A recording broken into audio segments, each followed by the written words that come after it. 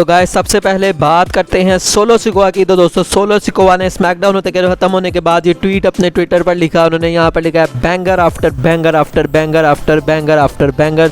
वही the ones, मतलब यहाँ पर उन्होंने जो है वो अपने काम को जो उन्होंने स्मैकडाउन में किया है उसमें वो काफ़ी ज़्यादा प्राउड फील करते हैं। और उसके अलावा दोस्तों जो WWE है उन्होंने रिसेंटली एक ट्वीट के ज़रिए हमें बताया है कि शेमस के ऊपर जो अटैक किया था ब्लड लाइन में, तो उसके बाद उनको फ्रैक्चर हो गया है एल्बो के नीचे। और उसके बाद अब उन्होंने बताया है कि वो भी अंडर मतलब के ऑब्जर्वेशन है। तो अभी कुछ कहा नहीं जा सकता कि यार जो हमारे जो ये सोलो सिकोआ हैं उन्होंने जो बीटिंग दी थी शेमस की, तो उसके बाद जो शेमस है वो कब रिटर्न करेंगे तो पता नहीं, ये स्टोरी लाइन का पार्ट है या क्या है। लेकिन हम विश करते हैं कि जो शेमस है उनके साथ जो थिंग्स हैं वो ज़्यादा सीरियस ना हो। नेक्स्ट दोस्तों हम बात करते हैं रोमन रेंज की। तो दोस्तों रोमन रेंज को नेक्स्ट स्मैकडाउन के लिए ऑफिशियली जो है वो अनाउंस कर दिया गया है। वैसे स्मैकडाउन के शो में भी बताया गया था लेकिन मैंने वहाँ नहीं बताया, तो मुझे लगा कि आपको इस वीडियो में बता देना चाहिए। तो अब जो है वो नेक्स्ट वीक जो है हमें रोमन रेंज जो है वो फाइनली देखने को मिलेंगे। तो क्या देखते हैं कि क्या लोगन पॉल भी वहाँ पर होते हैं। तो बहरहाल यार इन दोनों की भी स्टोरी लाइन जो है वो देखने में मुझे तो काफ़ी ज़्यादा मज़ा आ रहा है। नेक्स्ट दोस्तों अब हम बात करते हैं ड्रू मैकिंटायर की। तो दोस्तों ड्रू मैकिंटायर ने जो है हमें पता है कि लास्ट ईयर के क्राउन जूल में बिग ई के साथ जो है वो मैच करा था। तो दोस्तों एक पेज है जिनका नाम बिग टाइम क्लेम हो रहा है। दोस्तों उन्होंने ट्वीट लगाई हुई थी कि लास्ट ईयर जो है ये मैच हुआ था। तो इसका रिप्लाई करते हुए ड्रू मैकिंटायर ने यहाँ पर कहा कि बिड मिंटी मैन, मतलब कि ईयर माई सेल्फ एंड, मतलब यहाँ पर उन्होंने कहा कि एक साल पहले हम जो है वो किस तरह से जो है वो लड़ रहे थे। उन्होंने कहा कि वो बड़ी ही बढ़िया नाइट थी। और उसके अलावा दोस्तों उन्होंने यहाँ पर ये भी कहा है कि मैं तुम्हें काफ़ी ज़्यादा जो है वो मिस कर रहा हूँ। तो ये काफ़ी जो है, तो हम ये भी होप करते हैं कि यार जो बिग ई है वो भी जल्दी से हमें जो है वो दोबारा से देखने को मिल जाए। नेक्स्ट स्टोरी की तरफ बढ़ते हैं। तो दोस्तों रिसेंटली एक फ़ैन ने MJF से पूछा था कि तुम्हारा मतलब फेवरेट मेंबर कौन है ब्लड लाइन में। तो दोस्तों यहाँ पर उन्होंने सिंपली लिखा माय अंकल पॉल। मतलब उन्होंने एक तरह से ये बता भी दिया कि उनका जो फेवरेट मेंबर है वो कौन है। और उसके अलावा दोस्तों यहाँ पर उन्होंने जो है वो कह लें एक तरह का शॉट भी ले लिया जो लोग, मतलब जो पॉल हेमन है उनके ऊपर। तो ये काफ़ी एक इंटरेस्टिंग स्टोरी थी। नेक्स्ट स्टोरी की तरफ बढ़ते हैं। तो दोस्तों हमें पता है कि शॉन माइकल्स जो है वो लोगन पॉल को इस वक्त ट्रेन कर रहे हैं रोमन रेंज के साथ मैच के लिए। हमें स्मैकडाउन से पहले ही ट्विटर पर भी पता था और उसके अलावा स्मैकडाउन में भी इस चीज़ को जो है वो हाईलाइट किया गया। तो दोस्तों इसके बारे में जो है वो शॉन माइकल से जब पूछा जाता है तो उन्होंने कहा कि इसके साथ काम करने में मुझे बहुत ज़्यादा जो है वो मज़ा आ रहा है। और उन्होंने कहा कि मैं पहले उसको नहीं जानता था लेकिन मैंने जब उसको रेसलमेनिया में देखा तो मुझे जो है वो पता लगा कि भाई ये एक ऐसा बंदा है जो ये कहता है तो ये कमिटमेंट से कहता है और उसको जो है वो करके दिखाता है। तो उन्होंने कहा कि पास में उसने जो भी बॉक्सिंग वगैरह में किया था तो वो काफ़ी ज़्यादा जो है वो डिज़र्विंग है। और वो मेरे पास आया और मुझे उसने कहा कि मैं तुमसे ट्रेनिंग लेना चाहता हूँ। तो मैंने जो है वो उसको ट्रेनिंग देनी शुरू कर दी। और उन्होंने कहा कि वो किड जो है वो मतलब काफ़ी ज़्यादा जो है वो लर्न करने वाला है, मतलब वो काफ़ी कुछ जो है सीखता है। और यहाँ पर उन्होंने दोस्तों उनका फ्यूचर कहा कि वो काफ़ी ज़्यादा जो है वो ब्राइट है। तो देखते हैं भाई कि शॉन माइकल्स जो कि लेजेंड है WWE के, उनसे जो है हमारे लोगन पॉल जो है वो इस वक्त ट्रेनिंग ले रहे हैं। तो देखते हैं कि इसका उनको क्या फ़ायदा होता है। नेक्स्ट स्टोरी की तरफ बढ़ते हैं। तो दोस्तों रिसेंटली हमने जो DX की अपीयरेंस देखी थी मंडे नाइट रॉ में, तो दोस्तों इसके ऊपर जो हमारे टोनी खान है रिपोर्ट्स के मुताबिक ये बताया जा रहा है कि वो काफ़ी ज़्यादा डिसअपॉइंटेड हैं कि वहाँ पर जो बिली गन है दोस्तों उनका नाम मतलब नहीं लिया गया। उनको मतलब कि जो टोनी खान है वो चाहते थे कि यहाँ पर जो WWE है वो AEW का नाम जो है वो ड्रॉप करे। तो हमें पता है कि भाई WWE इस तरह की हरकतें काफ़ी ज़्यादा जो है वो कम करती है, AEW इन मामलों में ज़रा ज़्यादा जो है वो जाती है। तो यहाँ पर जो WWE है उन्होंने AEW का कोई भी मतलब कि नाम नहीं लिया।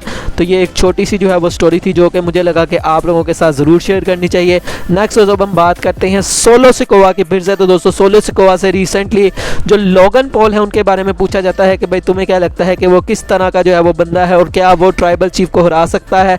तो रिसेंटली उनका जो इंटरव्यू हुआ स्पोर्ट्स की रेसलिंग के साथ, तो दोस्तों इसमें उन्होंने कहा कि भाई कैसी तुम बातें कर रहे हो, 2 साल की डोमिनेंस और उसने सिर्फ अभी 2 ही मैचेस ले रहे हैं, तो तुम मतलब कि कैसे इनका जो है वो कंपैरिजन कर सकते हो। और उन्होंने यहाँ पर लोगन पॉल को एक तरह से वार्न करते हुए कहा कि तुम जो है एक ऐसे समुंदर में हो जिसकी बिगेस्ट शार्क के साथ तुमने इस वक्त जो है वो पंगा ले लिया है और इस वक्त तुम्हें 2 ही तुम्हारे पास ऑप्शन है, या तो तुम सिंक करोगे या तुम स्विम करोगे। तो यहाँ पर उन्होंने कहा कि अभी हम कुछ नहीं कह सकते कि वो किस तरह का मतलब कि रेसलर है। तो उन्होंने कहा कि मैं जो है इसके लिए जो है भाई हमें वेट करना पड़ेगा कि वो क्राउन जूल में किस तरह का जो है वो वो डिलीवर करता है। उसके अलावा दोस्तों यहाँ पर उनसे ब्रे वाइट के बारे में भी पूछा जाता है कि ब्रे वाइट का रिसेंटली जो है वो रिटर्न हुआ, तो तुम्हें वो चीज़ कैसी लगी। तो उन्होंने कहा कि वो काफ़ी ज़्यादा कूल था, काफ़ी डिफरेंट था और क्रिएटिविटी के हिसाब से भी बहुत ज़्यादा अच्छा था, और जो लोग थे वो काफ़ी ज़्यादा जो है वो इमोशनल थे।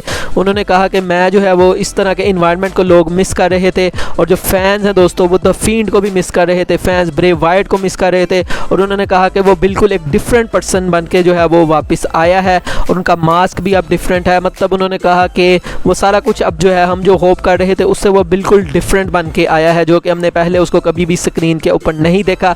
तो उन्होंने यहाँ पर कहा कि मैं जो है वो इसके बारे में काफ़ी ज़्यादा एक्साइटेड हूँ। उसके अलावा दोस्तों यहाँ पे उन्होंने थ्योरी के बारे में भी उनसे पूछा गया कि तुम्हें थ्योरी के बारे में जो है वो क्या लगता है कि उसने जो मतलब कि ब्रॉन ब्रेकर के ऊपर आके उसने जो है वो कहा कि मैं वहाँ पर कैश इन करना चाहता हूँ। तो उन्होंने कहा कि उसको वो चीज़ जो है वो ज़्यादा बेहतर रखती है, उसको पता है कि वो रोमन रेंस के साथ जो है वो नहीं लड़ सकता। और इसके अलावा उन्होंने यहाँ पर वार्न भी किया कि मैं जो है वो रोमन रेंस की ढाल हूँ, क्योंकि वो इन्फोर्सर के तौर पर भी काम करते हैं ब्लड लाइन की। तो उन्होंने कहा कि उसको पता है कि अगर वो रोमन की तरफ बढ़ेगा तो मैं उसके आगे खड़ा हूँ। और यहाँ पर उन्होंने चुनौती भी दे दी, उन्होंने कहा कि थ्योरी को जो है वो रोमन रेंस के अलावा वो किसी के ऊपर भी जा सकता है, मुझे उससे कोई मसला नहीं है। वो चाहे सेथ रोलिंस के ऊपर कैश करे, चाहे वो गुंथर के ऊपर कैश करे। मतलब उन्होंने कहा कि ये अब उसके ऊपर डिपेंड करता है कि वो सेथ पे जाता है, गुंथर पे जाता है या जहाँ पर भी जाता है, लेकिन मैं उसको ये नहीं चाहूँगा कि वो रोमन रेंस की तरफ बढ़े, वरना जो है तुम्हें पता है कि मैं जो है वो क्या कर सकता हूँ। और उन्होंने कहा कि शायद इसीलिए वो जो है वो NXT में गया to try to choose the small fish of the ocean. मतलब उन्होंने कहा कि सबसे जो छोटी फिश है ओशन की, उसने उसके ऊपर जो है वो कहा कि मैं उसके ऊपर कैश इन करूँगा। तो ये काइंड ऑफ जो है वो डिसरिस्पेक्ट भी यहाँ पर उन्होंने कर दी NXT ब्रांड की, या फिर हम कहें कि उन्होंने ब्रॉन ब्रेकर की जो है वो थोड़ी सी कह लें कि आप डिसरिस्पेक्ट कर दी। लेकिन बहरहाल जो ट्रुथ उनको लगा उन्होंने यहाँ पर वही बोला। नेक्स्ट जब हम बात करते हैं फिर से ब्रे वाइट की, तो दोस्तों आज भी काफ़ी ज़्यादा शो के दौरान हमने जो है वो वीडियो पैकेजेस देखे, मतलब छोटे छोटे जो है वो ग्लिम्पसेस देखे। तो दोस्तों वहाँ पर भी एक QR कोड जो है वो दोस्तों दिखाया जाता है, और जिसको आप ओपन करते हैं तो आप ये देख सकते हैं ये फॉर्म एक काइंड का दोस्तों जो इनका साइकेट्रिक इवैल्यूएशन फॉर्म है ब्रे वाइट का, यहाँ नाम भी लिखा हुआ है, डेट ऑफ बर्थ भी लिखी हुई है। तो दोस्तों ये जो है वो काइंड ऑफ शुरू हो जाता है, और उसके अलावा कोई एक फ़ोन नंबर भी होता है दोस्तों। तो उसके ऊपर अगर हम जो है वो कॉल करते हैं तो आता है जी who knows not me, I never lost control, we never lost control. तो मतलब से इस तरह से जो है वो शायद अंकल हाउडी जो है वो कहे जा रहे हैं कि जी वो अंकल हाउडी हैं, और साथ एक ये पिक्चर भी आप देख सकते हैं, ये भी जो है वो शो अप होती है। तो ये काइंड ऑफ कह लें कि जो दोस्तों ये जो हमारे ब्रे वाइट है इनकी स्टोरी लाइन जो है वो काफ़ी ज़्यादा जो है वो क्रिप्टिक है, और वो चाहते हैं कि शायद फैंस इसमें जो है वो काफ़ी ज़्यादा जो है वो इंटरेस्ट लें।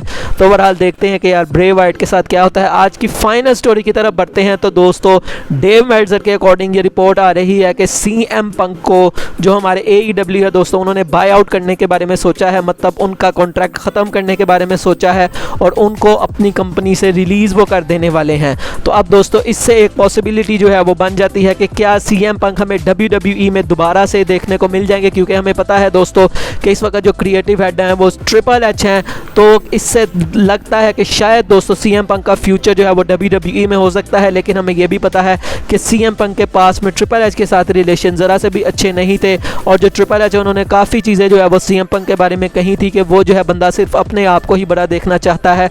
और ये चीज़ें हमने काफ़ी हद तक जो है वो AEW में भी देखी कि उन्होंने किस तरह से वहाँ पे जाके जो है वो काफ़ी ज़्यादा जो है वो कह लें कि ख़राब किया माहौल को, तो उसकी वजह से अब वो टेलीविज़न पे भी नहीं आ रहे।